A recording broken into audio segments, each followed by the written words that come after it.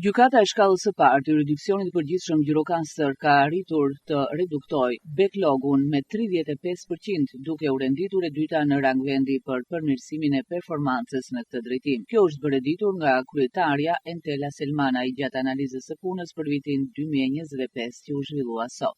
Ditën e sotme ne zhvillojmë analizën vjetore për vitin 2025, siç e dini edhe ju, po dhe sipas raporteve të Këshillit të Lartë Gjyqësor, sistemi gjyqësor në përgjithësi, po dhe gjykata e shkallës së parë e jurisdiksionit të përgjithshëm në veçantë është përballur me një backlog të çështjeve, pra të pa vendosura në lëvizje dhe të pa evaduara, siç i themi ne.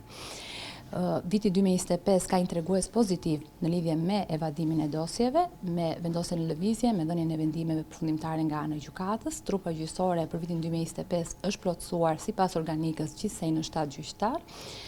Besoj që viti 2026 do na gjejmë me tregues edhe më të mirë, me shpresën që evadimi dhe backlogu të jetë në vlera shumë të ultra, me dëshirën më të madhe për të qenë zero.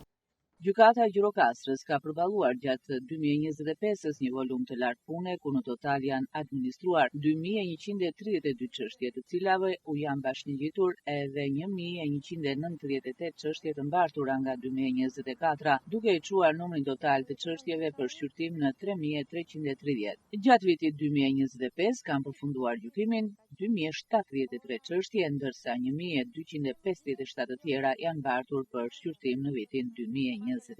Ngarkesa më e lartë rezulton në çështjet familjare me palë kundërshtare me 230 raste, nga të cilat 153 kanë pasur si objekt zgjidhjen e martesës.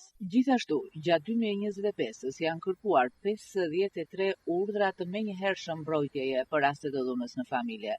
Sipas statistikave të gjykatës, kriminaliteti në qarkun e Gjirokastrës karakterizohet kryesisht nga vepra penale me rrezikshmëri të ulët, ndërsa numri më të lartë e zën veprat penale kundër rendit dhe sigurisë publike me 227 raste. Në analizë u theksua se trupa gjyqësore ka punuar në ngarkesë të lartë me synim respektimin e afateve proceduriale, uljen e kohëzgjatjes së proceseve dhe rritjen e besimit të publikut tek sistemi i drejtësisë.